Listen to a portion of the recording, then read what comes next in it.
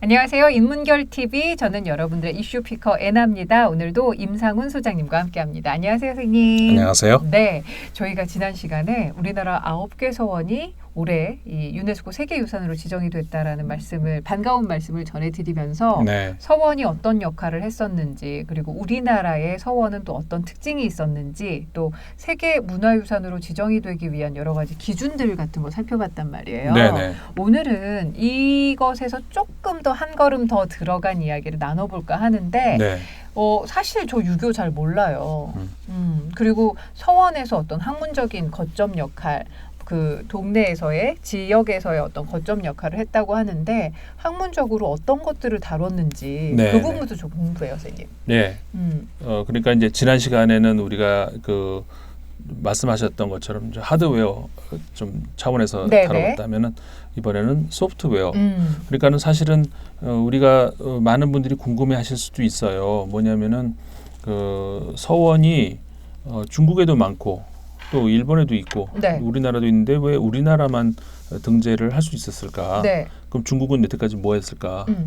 그러니까는 그 한국에 있는 서원만이 가지고 있는 어떤 그 독창성 네. 이런 것들이 이제 결국은 우리가 등재를 하는 데 있어서 우리 자신감을 가지고 할 수 있는 그런 가치를 인정을 받은 거였고 예.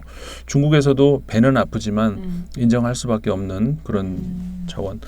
근데 이게 사실은 다른 차원도 있죠. 뭐냐면은 서원에서 결국은 성리학을 공부하고 후진을 양성하고 네. 또 선대에 대한 제사를 지내고 그렇게 하는데 그 중국 서원도 그럴 거 아니냐. 네. 그러니까 일부에서는 이제 서원의 어떤 모습, 위치 뭐 이런 걸 가지고 우리가 봤다면은 네. 그 기능을 놓고 얘기하자면 어차피 성리학 그런데 중국에서 성리학이 나온 것 아니냐. 네. 그러면 중국 서원이 좀 더 거기가 이제 어떻게 보면 메카 아니냐. 원류에 또 가까운. 그렇죠. 네네. 뭐 이렇게 생각할 수 있잖아요. 네네. 근데 왜 어떻게 우리나라에서 등재를 했을까? 사실은 궁금할 수 있죠. 예. 이 이야기를 오늘은 조금 심층적으로 해볼까 싶어요. 학문적으로 어떤 특징을 갖고 있기에 더 인정을 받은 걸까요? 성리학이라고 하는 것 자체를 네. 우리 잠깐 이야기를 해보죠. 네. 사실 이것도 우리가 그 전통으로부터 한국이 너무 단절돼 있기 때문에 벌어진 일인 것 같은 게 우리나라의 유학자들을 제외하고는 성리학에 대해서 잘 모르는 사람들이 많아요. 그렇죠? 몰라요. 예. 그리고 성리학에 대해서 굉장히 부정적인 평가. 그러니까는 성리학이 말아먹었다. 그런 조선시대 역사적으로 봤을 때 조선시대 후기를 지배하던 학문이라고 해도 될까요? 후기가 아니고요. 후기는 네. 오히려 이제 실학이라는 학문이 나타났고, 더 그랬는데 예. 물론 실학도 보통 그리고 성리학과 실학을 이렇게 대립시키는 그런 어떤 구도가 일반적이긴 해요. 그런데 과연 그렇게 봐야 될까라는 그런 반론도 있어요.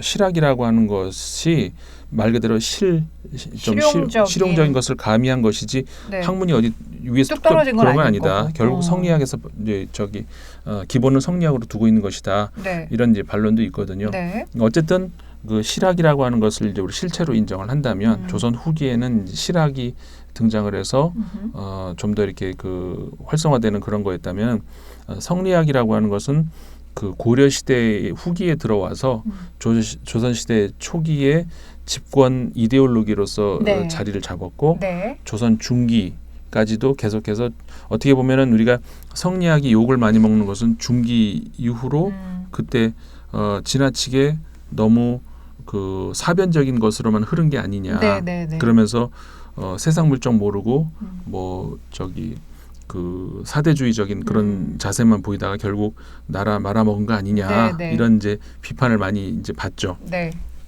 그 비판으로부터 완전히 자유로운 건 아니지만 좀 너무 심하게 왜곡시킨 면도 예. 없지 않아 있어요.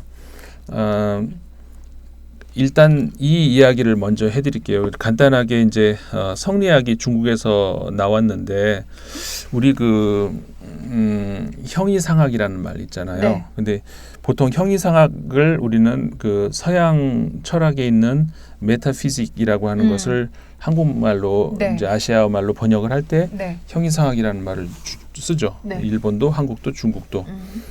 그래서 형이상학하면 우리는 메타피직을 이렇게 먼저 떠올리는데 사실은 그 형이상자 이런 말이 과거에 있었어요. 이제 주역에 저기 나와 있었죠. 네. 그래서 이제 보통 서양 학문을 공부한 사람들은 일단 일반인들 같은 경우 형이 상학적이다, 네.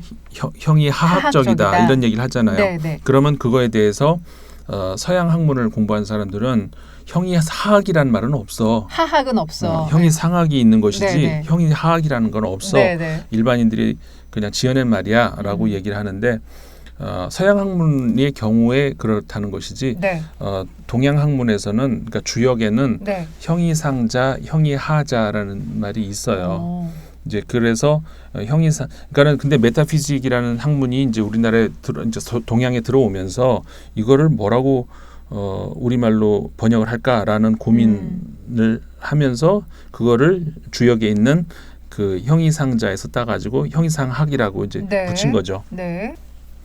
그 서양 학문에서 이제 형이상학이라고 하는 메타피직스. 것은 네. 메타피직스는 아리스토텔레스의 책에서 연유하죠. 그 학문적인 바탕은 물론 이제 그의 스승이었던 이제 플라톤에서 나오지만 아리스토텔레스가 쓴 책들이 그 사후 이제 200년이 지난 다음에 어느 동굴에서 이렇게 무대기로 발견이 돼요.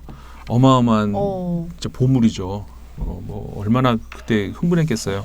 근데 이제 그 중에서 아리스토텔레스가 학문의 로터리다 이런 말도 있잖아요. 네. 그러니까는 뭐 별의별 뭐 다 모든 걸 네. 다 있죠. 정말 천재들인데 자연에 관하여라는 그런 책들이 있고 그 다음에 나온 책들이 있었어요. 그러니까는 피직스 다음에 있어 그래서 메타피직스라고 이렇게 붙이면서 연유가 됐는데 네.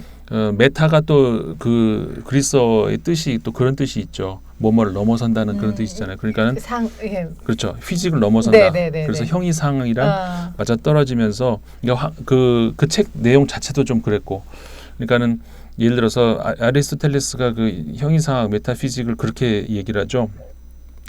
예를 들어서 무슨 각 개별 학문이 있잖아요. 예를 들어서 윤리학이면 윤리에 관련된 것이고, 물리학이면 물리에 관련된 것이라면은 그냥 있음 그 자체. 그러니까는 뭐 예를 들어서 나무가 있고 저 동물이 있고 무슨 뭐 윤리가 있고 이런 게 아니라 그냥 있음 그 자체. 그거는 뭐냐? 그러니까 있음이라고 하는 것 자체를 이제 공부한다는 것, 이것을 이제 그 메타피직이라고 부르는 거거든요. 네. 그러니까는 굉장히 그 뭐라고 할까, 그 고도의 추상적인 그런 학문이 되는 것이죠. 그리고 모든 학문의 이제 기본이 될 수 있는 그런 학문.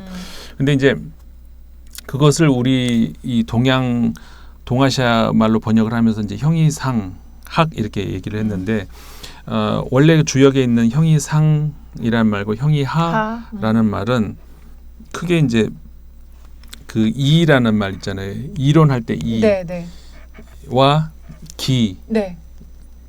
기체할 때 그 기자인데, 약간 이와 기를 이렇게 얘기를 하는 그 두 차원으로 이렇게 썼었어요. 네. 그러면서 이라고 하는 것이 뭐냐면은 모든 만물에 있어서 그것들이 있게 하는 어떤 그 뒤에 숨어 있는 큰 어떤 그 구도, 원리 이런 걸 이라고 그랬고, 그래서 그거를 가지고 그러면 구체적으로 어떤 그 모양으로 실제로 나타날 수 있는 뭐가 있잖아요. 그리고 그걸 기라고 한 것이죠. 그래서 이걸 합쳐서 이기라고 얘기를 하는데 이게 사실은 그 서양에도 비슷한 게 있어요. 서양 철학, 그리스 철학에 보면은 그 형상이라는 게 있고 진료라는 말이 있는데 그 형상을 이제 영어로 form 이렇게 얘기하고 진료를 matter라고 얘기를 하죠. 그래서 form과 matter, 형상과 진료 이런 큰 구별을 이렇게 하는데 그 서양에서도 마찬가지 그런 얘기를 해요. 이게 형상이라고 하는 것은 뭐라고 할까요? 그 모든 사물들의 뒤에 있는 질서, 어떤 그 말 그대로 추상적인 어떤 틀 이런 앞서 걸 말씀해주신 바에 의하면 이와 통하는 그렇죠. 게 형상으로 보면 그렇죠. 되고요. 예. 반면에 그것이 어떤 그 구체적인 무언가로 이렇게 또 굳어질 때 좀 더 그러니까 추상이 아니라 구체라고 할 수도 있고 뭐 실체라는 말은 쓰는 의미에 따라서 달라질 수 있기 때문에 진료라고 아까 진료라고 하는 거, 한국말은 네. 진료라고 부르죠. 그게 네. 아시아 그러니까 유학에서 치자면은 기를 말하는 이렇게 할 수 있는 것이죠. 네. 그래서 그 이와 기 사이에서 어떤 그런 관계, 네. 그러니까는 이가 있어야 기가 있을 거 아니에요. 네. 만약에 이가 없다면 기는 어떻게 되겠어요? 그냥 뭐 어떻게 수증기처럼 날아다닐 거 아니에요. 네. 무슨 모양으로 갖춰지는 것이 아니라 마찬가지로 기가 없다면 이는 어떻게 될까요? 영원히 그냥 안 보이고 네. 그냥 원리로만 있고 네. 실체가 없겠죠. 그러니까 이게 이제 우리가 이제 뭐 무슨 공부를 할 때도 왜 책 보면 그런 옛날에 책 제목이 그런 거 많았죠. 뭐뭐의 이론과 실제 이런 말. 그러니까 이론과 실제가 어떻게 보면은 이와 기를 말하는 해당된다고 할 수가 있는 것이죠. 요렇게 그 유학을 이렇게 체계를 잡은 사람이 바로 주희라는 사람이죠. 송나라 때 송주희. 송주희 일부에서 얘기했던 그 송주희라는 사람 분명히 있을 수 있는데. 있을 수 있는데. 네. 송주희 씨 죄송합니다. 네. 저는 박주희는 알아요. 아 진짜요? 저도 이주희 알아요. 제 친구도 이주희 있어요. 주희란 이름이 사실 많아요. 그렇죠. 네. 주희 제가 아는 주희도 지금 몇 명이냐? 그러니까는 그 주희 말고 딴 주희도 많이 아는데 지금 말한 주희는 성 없는 그냥 송나라의 주희라는 학자가 성리학을 그렇죠. 그래서 신유학 그러니까 그냥 유학 그랬으면 이제 공자 시대 때부터 이렇게 내려오는 거잖아요. 근데 신유학을 바로 이제 그 주희가 이렇게 집대성했다는 것이죠. 네네. 하늘에서 뚝 떨어진 게 아니라 그 전에 예를 들어서 아까 형이상적인 이 이론을 굉장히 많이 얘기했던 그런 사람도 있었고 또 기라고 하는 것도 이렇게 아시아 철학의 동아시아 철학의 깊은 전통이에요.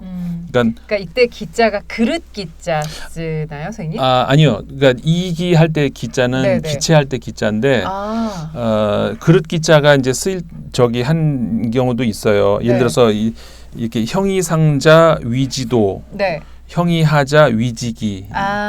여기서의 기자는 그릇 기자, 그릇이라는 그렇게 쓸 때 이제 기인데, 근데 그 기하고 이 기하고도 결국 한자가 다르지만 일맥상통하는 것 같아서 맞아요. 같은 이야기예요. 그래서 아까는 형이상자 위지도라고 했잖아요. 이 도는 우리가 도를 아십니까 할 때 그 도인데 뜻도 그렇죠. 길도. 한자만 그렇지 이거 도를 아십니까? 이건 아니에요. 그거는 전혀 아니니까. 그러니까 이게 사실 그래요. 이렇게 도를 아십니까 하고 원래 그 동아시아 철학에 있는 도하고 이렇게 막 짬뽕을 해가지고 동아시아 철학을 굉장히 무슨 미신처럼 이렇게 생각해 버리는데 절대로 그게 아니라는 거. 그 다음에 철학이라는 말도 그렇잖아요. 우리가 철학이란 말은 철학관 이렇게 하시는 분들 죄송한 말씀이지만 아니 철학 공부했다고 하면 다들 손금 봐달라고. 제가 옛날에 대학교 1학년 때 미팅을 했는데 손금 봐달라고. 철학과 나왔다고 하니까요? 나오는 게 한 1학년 아니, 들어갔다고 하니까. 진짜? 들어갔다고 하니까. 그런 분은 너무 근데 무지하다. 근데 그때는 그래서 근데 제가 아는 되게 존경하는 선생님 중 이정호 선생님이라고 계세요. 철학자 이정호 선생님이 제가 굉장히 존경하는 어른인데 그분 같은 경우도 옛날에 그 얘기를 하셨어요. 젊으실 때는 또 이렇게 강사 학교 이제 강사 가시잖아요. 그 어느 학교에 이제 강사로 들어가시는데 이제 교문 이렇게 통과할 때 이제 또 이렇게 위병소가 아니라 뭐라 그러지? 위병소는 군대 얘기. 관리 아니 수의실이라 그러나 경비실. 수의 아저씨 계시니까 정문 바로 들어가면 있는 거기 아저씨랑 이제 안면이 이제 이렇게 좀 익었나 봐요. 그래서 철학과 강사라고 하니까 그 우리 아들 이번에 시험에 되겠냐고 어떻게 그걸 물어보셔서 사주 보고 뭐 이렇게 예언하고 점치는 걸로 예. 그런 걸로 이제 철학이라고 우리가 하긴 사주 역학도 철학이죠. 그렇죠. 이제 그러니까 그걸 가지고 분석을 해내는 거라고 하니까 근데 네. 이제 뒤에 이제 결과만 보고 사람들이 그렇게 판단을 하는 거니까.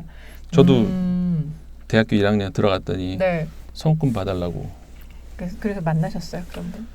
아니 그것과 관련 없이 너무 이제 수준 차이가 못 만나셨을 것 같은데. 근데 저는 너무 이렇게 천진난만하면 네, 네. 또 그 자체로 그냥 귀엽긴 해요. 근데 너무 그러니까, 천진난만했다. 근데 저는 이렇게 사람을 보는 기준이 조금 또 뭐 다르긴 해요. 근데 이제 제가 생각하는 어떤 네. 무식은 좀 딴 데 있는 것 같긴 해요. 아, 예. 알겠습니다. 뭐 어쨌든 뭐 얘기하다가 또 철학 얘기하다가요. 그러니까 철학 얘기 도를 하시니까요. 예. 그래서 그러니까는 형이상을 아까 이제 도하고 연결을 시켰고, 네. 그러니까 그것이 이와 연결이 되고, 네. 형이하가 이제 기로 연결을 시켰고, 그러면서 또 기가 되는데 네, 그 네, 두 네. 기가 우연히 한자는 다르지만 그렇죠. 발음은 똑같다. 네. 그래서 이제 그 과거에 그러면 그 공자 이후에 유학하고 저기 주자가 집대성했다는 그 유학하고 뭐가 다르냐 라고 얘기를 하자면은 네. 과거에는 이게 조금 더 이렇게 인간이 살아가는 데 있어서 갖춰야 될 어떤 그 도덕을 더 강조되는 이런 것들이 더 많았었어요. 네. 그리고 이게 이제 관학이라고 해야 되나? 이제 그런 것들이 그러니까 저 출세하려면은 이제 공부해야 돼서 이렇게 나가야 되는 어떤 그런 것들이 강하고, 그러니까 순수한 학문적인 차원으로서의 어떤 그런 것들은 조금 발달을 그리 많이 하지 않았어요. 네. 근데 반면에 도교라든가 그다음에 당나라 때 이제 중국으로 들어왔던 불교 같은 경우는 굉장히 그 철학적으로 수준이 굉장히 높았죠. 네. 그러다 보니까는 학문적으로 저 유학하고는 차이가 이제 좀 나고 그랬었죠. 그러니까 유학은 이제 아까 말씀드린 것처럼 그 이 현실 세계에서의 그렇죠. 인간 세상을 살아나가는 데 있어서 필요한 요즘으로 치면 처세술이라고 그렇죠. 봐도 그렇게 될 정도로 그렇죠. 조금은 구체적인 그런 느낌이었다면 그렇죠. 불교라든가 그런 학물들은 철학적으로 조금 굉장히 더 수준이 더 있는 고민을 깊이 해야지만 나오는 그런 것들이 주로 줄을 이뤘다라고 그렇죠. 이해를 하면 되는 거군요. 그렇죠. 그렇게 했었죠. 근데 그러다 보니까는 이제 유학이 위기 의식을 느끼겠죠, 당연히. 그러면서 그 중국에 불교가 들어온 이후에 유교가 그러니까 유학 제가 자꾸 저도 유교라 그러는데 그러니까 학문으로서의 유학이 저 각성을 하게 되죠. 각성을 하는 계기가 되면서 그 불교에서 말하고 있는 그 형이상학적인 그런 것들도 많이 이제 받아들여요. 네. 그래서 불교계의 일각에서는 성리학이라고 하는 것을 저 불교의 옷을 입은 유학 혹은 유학의 어떤 그 뭐라고 색채를 입힌 불교 뭐 이렇게 얘기하는 사람도 있긴 있어요. 그러니까 그만큼 학문적으로 그렇죠. 철학적으로 무슨 종교적으로가 아니고 없이 넘나들 수 있는 그렇게 영향을 서로 주고 받았다라고 그렇죠. 이해하면 그러니까 되겠군요. 이 종교적으로 이렇게 두 문화가 이렇게 융합이 되는 그런 의미가 아니고 학문적으로 아주 고도의 그 형이상학적인 이런 그 내용들이 이렇게 유학으로 이렇게 스며들어 오고 그러면서 유학이 좀 더 이렇게 체계화됐다는 그렇게 이제 봐야 된다는 것이죠. 그래서 그렇게 해서 그것들을 집대성화한 것이 아까 이와 기로 대변되는 그리고 이라고 하는 것이 그 태극, 그다음에 기라고 하는 것이 음양오행과 이런 것들로 이렇게 굉장히 학문적으로 체계화된 그렇게 된 것이 바로 주희의 성리학이라는 거죠. 그러니까는 주작이라고도 얘기하잖아요. 이제 주희가 워낙 중국에서는 성인 반열에 오르면 자자를 붙여서 이제 공자, 맹자, 주자. 그래서 주자학이라고 이야기를 하죠, 보통. 근데 그 성리학이라는 이름은 왜 그러냐면은 아까 이제 이라고 했잖아요. 그 이와 기. 그러니까는 그 얼핏 이 형이상학적으로 보면은 기보다는 이가 조금 더 이렇게 위에 있다 그럴까? 이렇게 볼 수 있잖아요. 네네네. 거기서 이자가 이제 아까도 말씀드렸던가요? 그 이론할 때 그 네, 이자예요. 네, 네. 그 이가 한국말로 하면 뭔지 아세요? 뭐죠? 결. 그래서 인문결이군요. 네, 인문결할 때 그 결자가 바로 그 한자로 하면 이예요. 이론할 때 그 이자예요. 160회 만에 제가 안 해요. 아, 160회인가요 오늘? 잘 모르겠어요. 아마 그 정도 된 것 같은데. 그러니까는 인문결이라는 것이 무슨 말이냐면은 이 사람 인자에다가 이 그럴 문자를 써요. 네. 그다음에 순수한 한국말로 결 이렇게 얘기를 하는데 이 인문이라고 하는 것이 네. 그럴 문자 쓰면 글자 리터리처를 예. 의미하는 것처럼 생각할 수도 있는데 그 리터리처라는 의미보다 그 이전에 문양할 때 문이라는 그런 의미가 있죠. 네, 네. 그러니까는 사람의 문이에요. 그러니까 인간의 문이라는 것이죠. 네. 아까 이제 제가 컬처 얘기할 때 그 네이처는 가만 놔두는 게 네이처라 그랬잖아요. 네, 네, 근데 네. 내가 거기 가서 줄을 이렇게 그으면은 그게 컬처가 된다. 인간의 그런 문양. 의미에서 문. 그렇죠. 인간의 냄새 네. 뭐 이렇게 할 수도 있고 네, 인간의 네. 흔적. 네. 근데 그것의 어떤 그 결. 이치. 그렇죠. 그게 이제 인문결이 되는 건데 그래서 두둥. 인문결 연구소의 이름의 비밀이 여기에서 드러났습니다. 아하. 그렇구나. 그래서 그 이라는 것이 이제 그러니까 이거는 세계의 어떤 이치잖아요. 네. 세계의 그러니까 아까 그 그리스 철학, 서양 철학에서 말하는 형상과 진료의 관계하고도 굉장히 일맥상통하는 그런 차원이라는 것이죠. 네. 그 형상과 진료도 그렇고 이와 기라는 것도 그렇고 이게 결국은 이 우주 만물 삼라만상을 모든 것들을 설명할 수 있는 어떤 그 철학적인 바탕이 되는 네. 것인데 네. 그러면 이게 이 기가 그리고 진료 형상이 우리 이 앞에 있는 테이블에도 있을 거 아니에요. 네. 그리고 이제 이 앞에 있는 그 커피에도 네. 있을 것이고 이 안에도 그러니까 그 안에 뭐 커피 안에도 기도 있고 이도 네. 있고 이런 얘기예요. 근데 우리한테도 사람한테도 있을 수 있잖아요. 당연히 있죠. 그러겠죠. 그러면은 커피에 있는 이와 기, 우리 사람에게 있는 이와 기, 이거를 어떻게 설명할 것인가? 그러니까 사람한테도 당연히 수분이 있겠죠. 우리 몸의 70%가 수분이라고 하잖아요. 네. 그러니까는 수분을 조금만 빼도 살이 확 빠질 텐데. 그래서 제가 그때 물을 안 먹고 살 뺀다고 무식하게 그랬다가 쓰러져가지고 탈수 옵니다, 선생님. 실려갔어요. 절대 그거 옳지 않습니다. 네. 혹시라도 물 안 드시는 그럼 저 바보 같은 사람은 없을 거라고 저는 바보같이 그때 하루에 딱 한 끼만 먹고 네.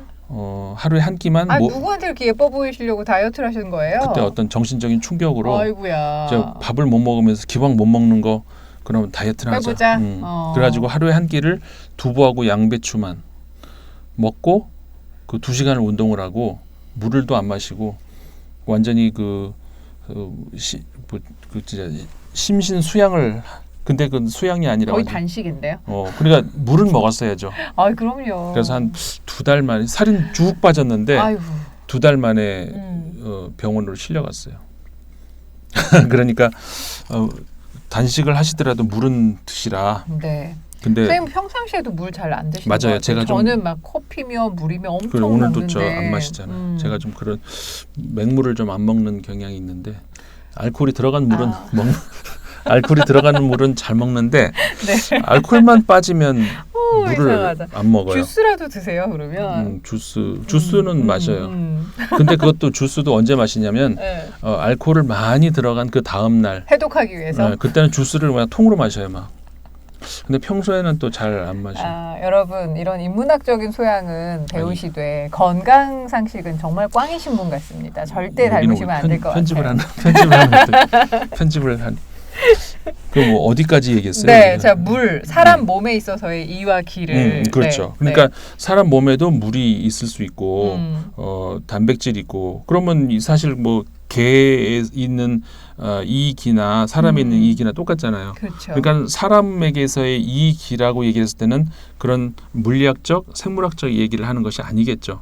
사람의 정신을 얘기를 하겠죠. 그럼 사람의 정신을 얘기할 때에 이 기를 어떻게 설명할 수 있을 것인가를 얘기할 때 바로 성이라는 말을 써요. 성자. 성리학할 때 성자가 예.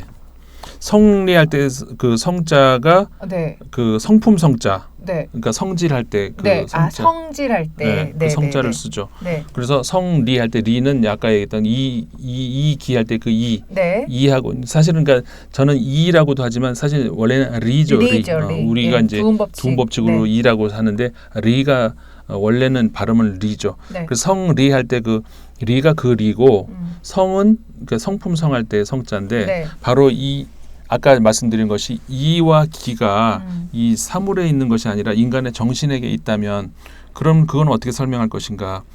바로 그 이가 사람의 정신으로 들어왔을 때 그게 성이 된다는 거예요. 그러니까 성품을 이룬다. 그렇죠. 그러니까는 사람의 지금 우리 정신 구조를 지배하는 뭔가가 있을 거 아니에요. 네. 그것이 성이라는 거예요. 네. 그것이 성. 그러니까는 인간 정신에게 있어서의 리라는 것이죠. 그걸 성이라고 부르고 그다음에 인간 정신에게 있어서의 기도 있을 거 아니에요. 네. 그것을 정이라고 불러요. 그래서 이 기가 네. 인간 정신으로 보면은 성정 이렇게 성정. 이렇게 얘기를 할 수가 있어요. 네. 그런데 바로 그러면은 이 기 이론을 인간에게 있어서의 그 성과 정을 논하는 데 있어서 이 관계를 어떻게 할 것이냐. 네. 그러니까 왜냐하면 이 학문이라는 것도 결국 우리 머리에서 나오는 것들이잖아요.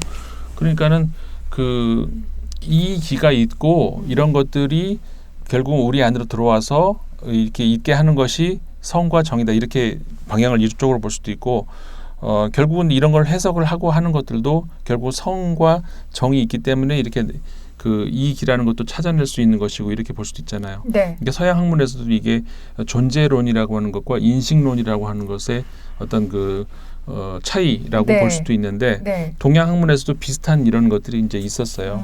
근데 어쨌든 그런 리라고 하는 것이 인간의 정신으로 들어왔을 때 말하는 것이 성이다. 네. 그래서 그것이 성리학이에요. 성리학. 네. 그래서 이제 이런 것들을 집대성한 사람이 주자라 네. 그래서 주자학이라고도 하고 네. 영어로는 이제 네오 컨피셔니즘이라고 얘기하기도 하고 그러니까는 신유학, 후기유학 이제 이렇게 부를 수 있는 것이죠. 네. 그것이 이제 우리나라에 들어오면서 네. 이제 우리나라가 성리학의 어떤 하나의 큰 학파를 이룰 수 네, 있었던 네. 그런 계기가 되는데 네. 이런 이야기 제가 한번 드려볼게요. 아까 이제 형이상자가 그다음에 형이하자가 이제 기 이렇게 연결을 시켰잖아요. 네. 근데 우리나라의 그 학자분 중에서는 그렇게 얘기하는 사람들도 있어요.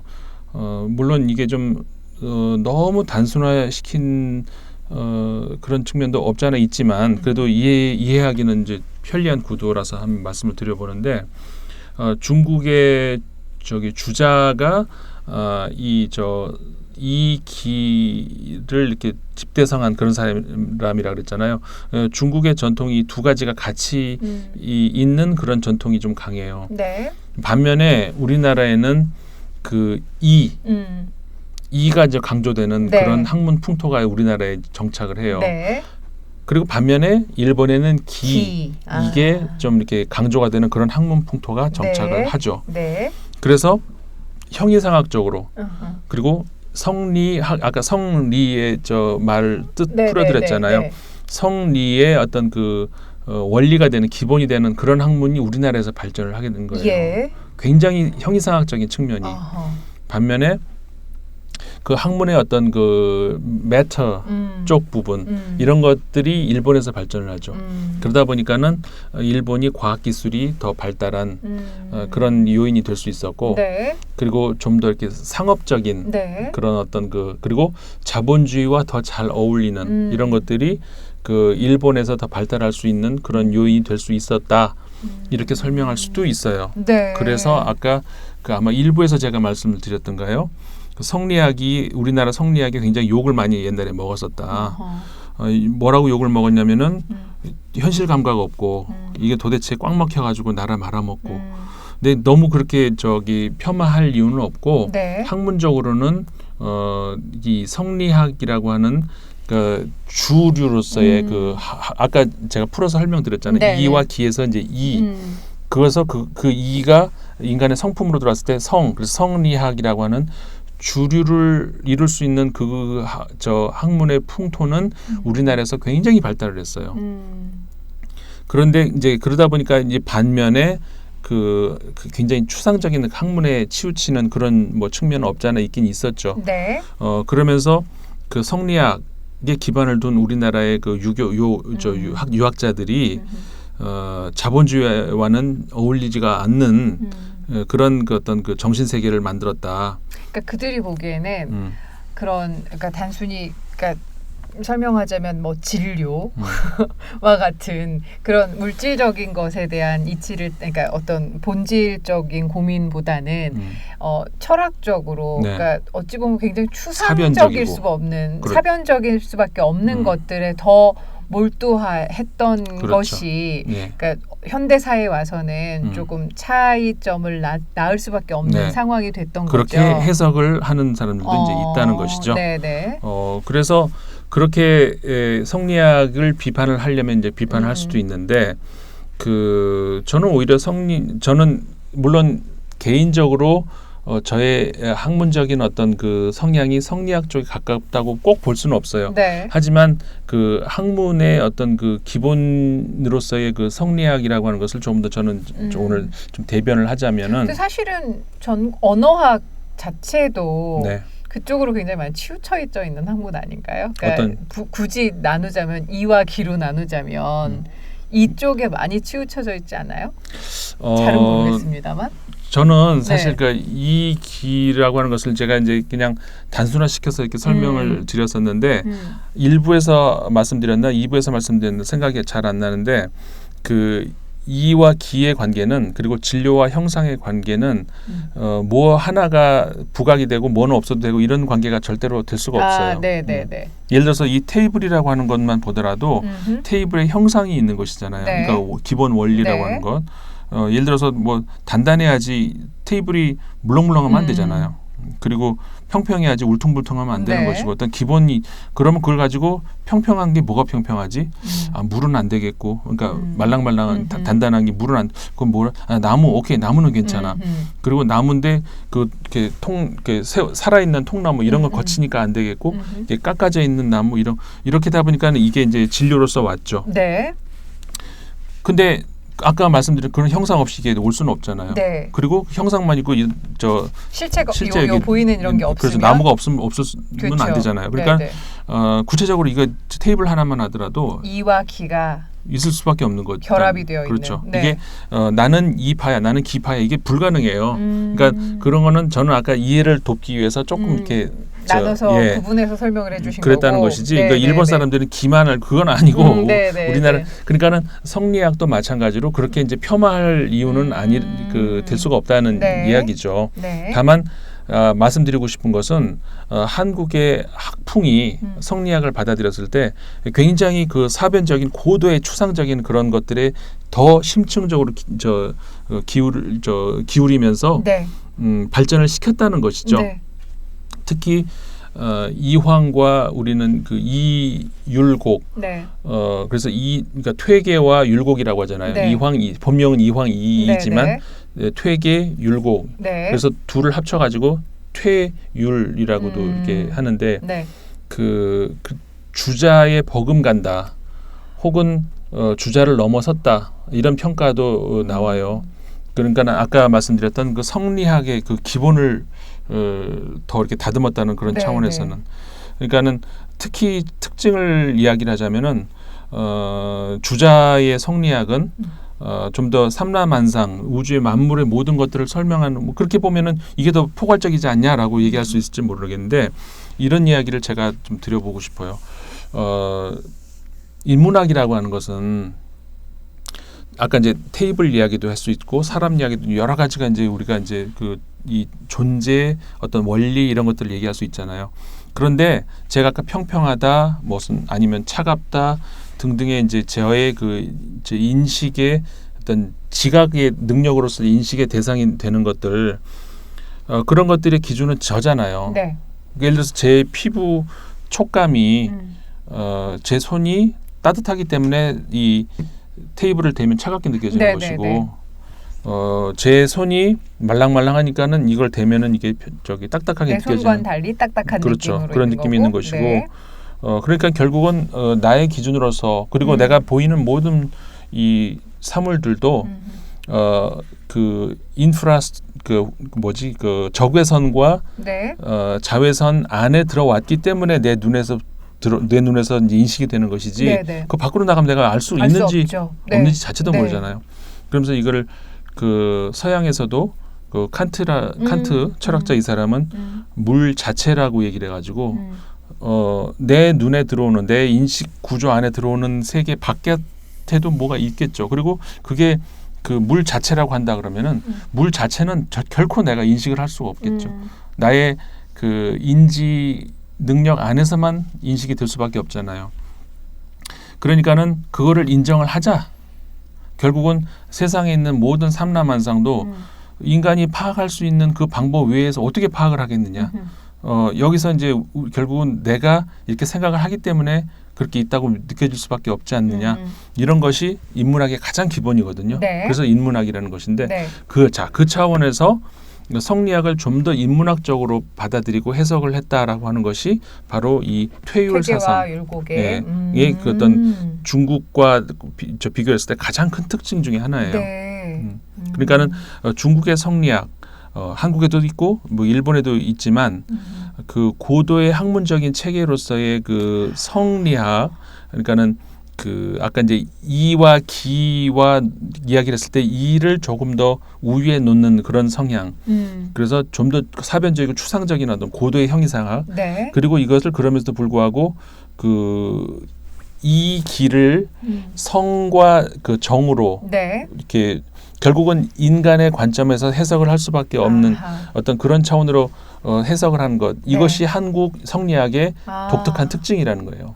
그러니까 제가 한번 정리를 해볼게요. 그러니까 중국에서의 그 주자학이 굉장히 포괄적인 이야기를 주로 다루었다면 퇴계 선생과 율곡 선생으로 와서는, 그러니까 우리나라로 건너와서는 그게 인간이 그러니까 주된 그 사변의 주체로서 인간으로 좀 더 구체화시키고 좀 더 세련시켰다고 생각을 해도 될까요? 네, 그렇게 얘기를 할 수 있죠. 네네. 그러면서 이 전 세계적으로 이제 여기 신유학 네. 혹은 뭐 성리학 이렇게 네. 얘기를 했을 때 그 한국의 그 퇴계가 주자보다 더 높은 단계로 성숙하게 학문을 만들었다라고 네네. 하는 그런 그 평가도 굉장히 많아요. 그러니까 집대성을 한 사람이 주자라면 그 이후에 우리나라에서 조금 더 한 단계 그렇죠. 더 고급 심화 단계로 학문을 발전시켰다라고 하는 것이 이제 퇴계다. 네. 이렇게 얘기를 할 수도 있다는 것이죠. 예. 그래서 그 차원에서 중국의 성리학과 한국의 성리학을 구별을 할 수도 있다. 이제 네. 이렇게 볼 수도 있어요. 갑자기 지폐 한 장 꺼내고 싶어지네요. 지폐? 네. 아니 지폐에 계신 우리 퇴계 이황 선생님과 그래서 우리가 이제 그 주로 이렇게 성리학을 폄하하고 이런 것들은 그 저기 일제 시대 때 이후로 이게 많이 나왔죠. 맞아요. 그러니까는 성리학이 비판을 받을 내용이 분명히 있긴 있지만 그렇게 욕되게 폄훼할 만큼의 어떤 그 대상은 아니라는 것. 네. 그리고 이 길을 이렇게 제가 이렇게 이해하기 편하게 이렇게 설명을 드리려고 이렇게 했지만 네. 그 나는 그러니까 이가 맞다고 나는 기가 맞다고 이렇게 볼 수 있는 게 아니라는 거. 딱 뭐 탁 자르듯이 자를 수 있는 그런 이론이 아니라는 말씀이시죠. 그러니까 이와 기가 이렇게 분리되어 있는 분리될 그런 수가 게 없는 거예요. 그러니까 아까 진료와 형상도 마찬가지였고 네, 이와 기도 마찬가지고 이게 이제 분리될 수 있는 그런 대상은 아니라는 것이죠. 약간 이렇게 추상적인 걸 공부해 나가는 데 있어서는 이런 용어, 이런 한자어 네. 요거에 좀 많이 끄달리기 쉽거든요. 네네. 그러니까 그걸 지금 좀 자꾸 이렇게 통합하는 그런 연습을 선생님 말씀을 들으면서 좀 계속해서 해야겠다는 생각이 들었어요. 네. 네. 그러니까 이 저기 분석적인 사고하고 통합적인 사고가 이제 같이 둘 다 필요한 것이죠. 예. 둘 다 필요한 건데 네. 어쨌든 이 학문을 하는 데 있어 가지고는 뭐라고 할까요? 고갈시킬 정도의 어떤 그 들이파고 네, 파가지고 네, 네. 바닥에 보일 정도로 네. 그런 어떤 그 집념이 필요하긴 해요. 아. 근데 일반인들이 모든 학문을 다 그렇게 할 수는 없잖아요. 다만 우리가 지금 인문학으로 시사를 읽자는 네, 것에서 네. 결국 그러니까 소수서원을 포함을 해서 네. 우리나라의 9개 9개 서원이 네. 유네스코 등재됐다. 음. 그러면 그 자체로 그냥 그렇구나 이제 뉴스가 하나 이제 될 수도 있는데 그렇다고 해서 우리가 성리학을 지금부터 이제 들이파가지고 다 공부할 수는 없잖아요. 다만 우리가 궁금증을 가질 수 있는 것이 있죠. 예를 들어서 우리나라가 그러니까 왜 다른 데도 서원이 있는데 우리나라 서원이 등재가 될 수 있었을까? 기본적인 궁금증을 가질 수 있잖아요. 그러면은 그 궁금증을 푸는 데 있어 가지고 기본적인 어떤 그 논리적인 구조가 있잖아요. 네, 네, 네. 그거는 모든 인간이 다 가지고 있다는 거예요. 그리고 그런 구조를 가지고 찾을 수 있는 자료들은 널려 있다는 거예요. 네. 도서관에 가도 인터넷에 들어가도 그게 공부죠. 그렇죠. 진짜 그게 공부. 그게 인문학 공부라는 것이 다른 게 아니고 그 인문학이라고 하는 것은 과거에 그리스 시대 때 고르기아스가 이제 그 고르기아스라는 작품을 보면은 플라톤이 쓴 건데 이제 그렇게 폄하를 해요. 너는 뭐 전문 분야가 없냐? 뭐 예를 들어서 이것도 할 수 있고 저것도 할 수 있고 저걸 전문 분야가 없잖아. 이제 소크라테스가 면박을 줘요. 네. 그럼 거기에 대해서는 이제 고르기아스는 이 인간이 이 말을 가지고 얼마든지 나는 너를 바보로 만들 수도 있고 거지로 만들 수도 있고 왕으로 만들 수도 있고 이렇게 그러니까는 플라톤 입장에서는 굉장히 그 고르기아스를 좀 폄하하는 이런 의도로 쓴 것이죠. 하지만 그거는 플라톤 입장에서 소설 쓰듯이 그렇게 써가지고 하는 것이고 네. 인문학의 본질은 그거라는 거예요. 전문 분야 어느 분야 이 분야 이렇게 전문가들만 있는 것이 아니고 전문가들이 당연히 있을 수 있겠죠. 그러면 우리는 뭐든지 내가 뭐가 하면 이 전문가한테 뭘 하면 이 전문가한테 이 전문가 그럼 나는 뭐지? 그거 아니라는 거죠. 이런 것들을 판단할 수 있는 내가 어느 전문가의 무슨 말을 내가 인용을 할 수가 있고 무슨 말을 들을 수가 있고 뭐는 필요 없고 이런 걸 판단할 수 있는 것은 인간이라는 것이고 그러니까 모든 인간이라는 것이죠. 그러니까 전문 지식이 없어도 된다는 거예요. 근데 그건 무슨 얘기냐면은 그 모든 것들을 포괄할 수 있는 그리고 분석할 수 있는 기본적인 논리 틀이라는 것이죠. 그 누구나 갖고 있는. 그게 인간의 그야말로 본능에 본성에 네. 누구나 내재돼 있는 그렇죠. 탑재돼 있는 능력이라는 그게 거죠. 인문학이라는 거죠. 그 능력에 대해서 우리가 자꾸 갈고 닦고 쓰고 그렇죠. 끄집어내야 되는데 그렇죠. 그걸 자꾸 묻어두고 무시하지 말자는 말씀이신 그렇죠. 거죠. 그 대상이 무엇인지는 중요하지가 않다는 거죠. 그 대상이 예를 들어서 서원이 될 수도 있고 그 대상이 무슨 국제 문제 뭐가 될 수도 있고 네네. 그 대상이 무슨 그 한일 관계가 될 수도 있는 것인데 네. 뭐가 됐든 간에 한일 관계는 그럼 일본 한일 전문가만 찾아가야 되고 이 서원 이 성리학을 공부하려면 유학자만 찾아가야 되고 그게 아니라는 거예요. 그들의 공부한 어떤 그 내용들을 네. 우리 것으로 만들고 네. 그를 이제 취하고 이럴 수 있는 것들은 모든 인간이 다 가지고 있는 그런 것이고 그게 우리말로는 교양이라는 것이고 네. 교양이 해도 되고 안 해도 되는 게 아니라 아주 기본이 된다는 그런 네. 의미예요. 그리고 이제 그 서구 학문에서는 그 후마니타티스라고 해가지고 이제 이게 휴머니티가 되는 것이죠. 미국에서도 지금은 휴머니티즈라고 부르죠. 네. 인문학을. 네네네. 이제 그게 다 이제 같은 그런 이제 의미라는 거죠. 근데 저는 네. 지금 이 이야기를 선생님 얘기 들으면서 우리가 성리학에 대해서 약간 앞서 비판적인 시각에 대한 말씀을 해주셨는데 네.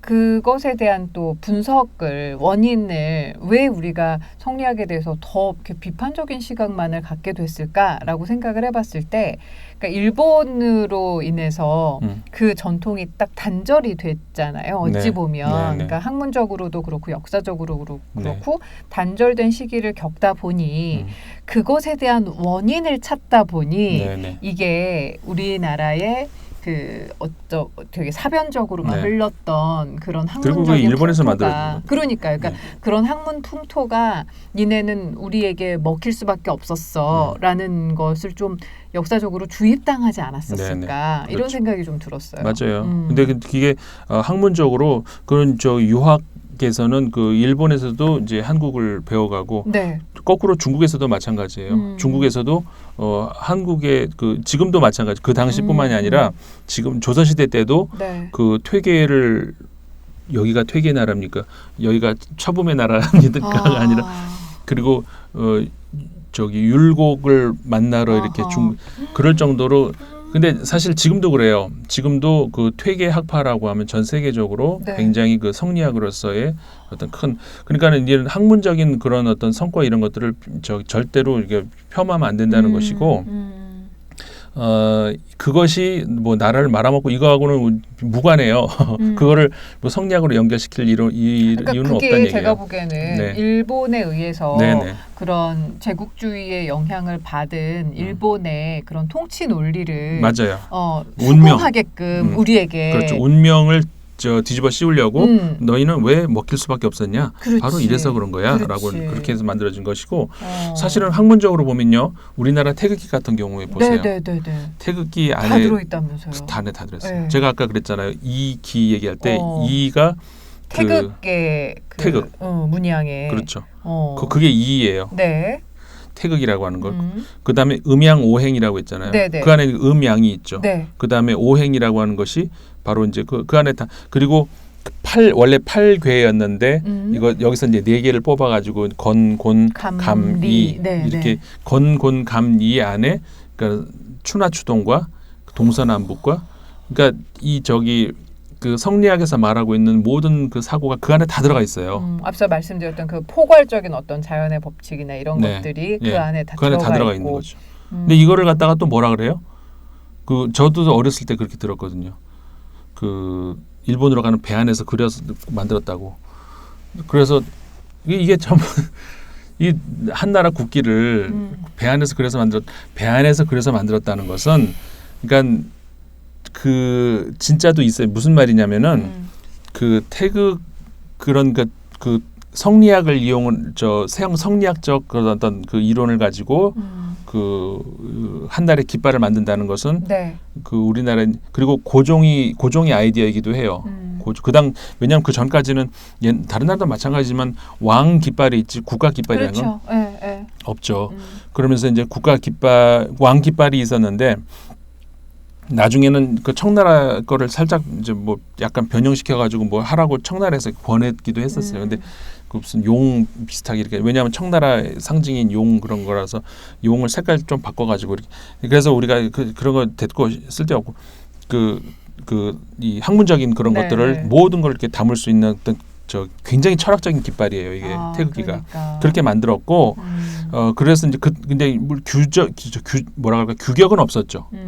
그러다 보니까는 이게 이제 어떻게 필요할 때마다 그러니까 아까 그때 배에서도 가면서 이제 그렸다는 것이지 배에서 만들었다는 게 아니에요. 그러니까 어디서 내가 필요하면 그려서 쓴 거예요, 그냥. 그렇죠. 그러니까 배 안에서 그린 건 맞아요. 네. 근데 배 안에서 태극기를 만들었다는 게 말이 안 되고 전 세계에서 아마도 우리나라 국기만큼 태극기만큼 철학적인 집대성이 된 그런 깃발은 저는 없다고 봐요. 지금 잠깐 상상을 해봤어요. 그 청나라에서 이거 쓰라고 줬다는 용 있잖아요. 네. 그게 국기였으면 저희는 국기 그리려면 아주 죽었겠네요. 그렇죠. 예. 근데 진짜 생각해보니까 태극기가 그렇게 성리학적으로 완벽한 그런 이치를 다 담아낸 그림이기도 한데 네. 그거를 후손으로서 잘 알고 써야겠다는 생각이 들어요. 그럼요. 예. 굉장히 철학적인 깃발이고, 그러니까 그 일제 시대를 지나면서 그 우리나라 문화를 그렇게 깎아내리고 이런 것이 아까 이제 태극기를 배 안에서 고안했다는 이런 거며, 우리 훈민정음은 세종대왕이 화장실에 앉아 있다가 이렇게 창호지 보고 만들었다며, 이런 것들이 전부 하여간 우리나라 역사 이 현대사에서 일본이 남긴 그 상처는요. 그 하나부터 열까지 징용공에서 멈출 게 아니고 하나부터 열까지 정말 뿌리 깊게 박힌 그 상처 투성이에요. 이거는 우리가 잊어버리면 안 되는 것들이죠, 사실은. 네.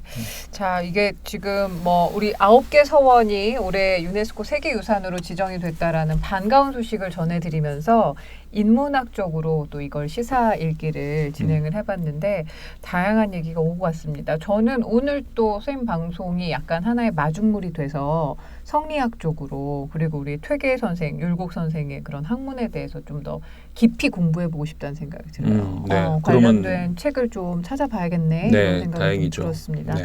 자, 여러분은 어떠셨습니까? 저희가 이런 방송입니다. 인문학으로 시사 읽기도 저희 인문결 TV의 하나의 꼭지인데요. 마음에 드신다면 가까이 두시죠, 뭐. 그렇죠. 가까이 두시고 구독하시고 어떤 이야기들이 오고 가는지 같은 시사 이야기를 다뤄도 그 깊이는 굉장히 다르니까요. 여러분들의 선택을 기다립니다. 구독과 좋아요 많이 눌러주시고요. 저희가 참 네. 구독자가 곧 1000명이 될 것 같아요, 여러분. 그렇죠. 조만간 될 것 같아요. 1000명이 되면 뭐 어떤 특별한 해야죠. 좀 이벤트를 좀 했으면 좋겠는데 네. 뭐 하실까요, 선생님? 제가 뭐 할까요?